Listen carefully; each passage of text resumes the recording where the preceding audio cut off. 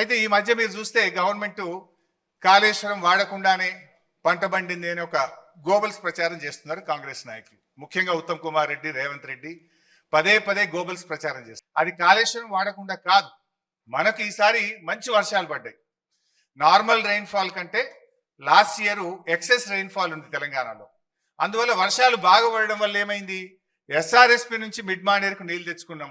Mid మానేరులో పంపు చేసి అన్నపూర్ణ, రంగనాయక సాగర్, మల్లన్న సాగర్, కొండపోచమ్మ సాగర్ ఇవన్నీ కూడా నింపినాం ఈసారి. సో అన్నపూర్ణ కింద పంట పండింది, రంగనాయక సాగర్ కింద 1,00,000 ఎకరాల పంట పండింది, మిడ్ మానేరు కింద 70-80 వేల ఎకరాల పంట పండింది, కొండపోచమ్మ సాగర్ కింద కూడా పంట పండింది.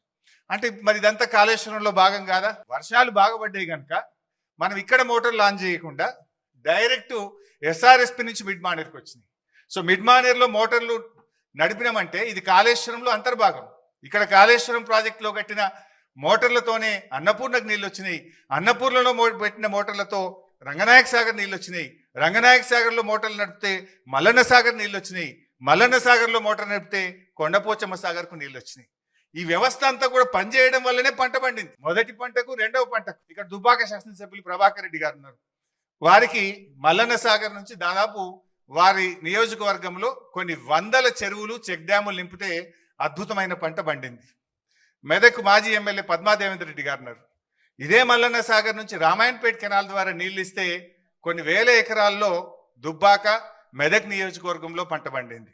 కొండపోచమ్మ సాగర్ నుంచి ఇటు యాదగిరిగుట్ట, ఆలేరు నియోజకవర్గానికి, గజ్వేల్ నియోజకవర్గానికి ఇవాళ నీళ్లు పోయినాయి. అంటే గోదావరి నీళ్లు కొండపోచమ్మ నుంచి యాసంగిలో నీళ్లు వదిలిండ్రు. సుంతాల మహేందర్ రెడ్డి గారు ఉన్నారు, అక్కడ కొత్త గెలిచిన ఎమ్మెల్యే పోయి ఆ నీళ్ళ కొబ్బరికాయలు కొట్టుండే. ఎక్కడి ఆ నీళ్లు? కొండపోచమ్మ సాగర్కు నీళ్ళు ఎక్కడి నుంచి వచ్చినాయి?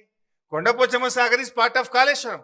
కాళేశ్వరం నీళ్ళు అక్కడికి వచ్చినాయి కనుక అక్కడి నుంచి కెనాల్ ద్వారా ఆలేరు నియోజకవర్గంలో మన యాసంగి పంటకు నీళ్లు ఇచ్చినాము, సిద్దిపేట నియోజకవర్గానికి నీళ్లు ఇచ్చినాము, సిరిసిల్ల నియోజకవర్గానికి నీళ్లు ఇచ్చినాము.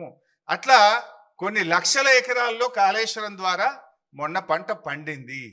అయితే వీళ్ళేం ప్రచారం చేస్తున్నారు? కాళేశ్వరం వాడకుండానే పంట పండిందనే దుష్ప్రచారం చేస్తున్నారు. ఇవన్నీ కూడా కాళేశ్వరంలో అంతర్భాగం. అయితే ఈసారి మనకు ఎల్లంపల్లిలో మంచి నీళ్ళు వచ్చినాయి కడెం నుంచి.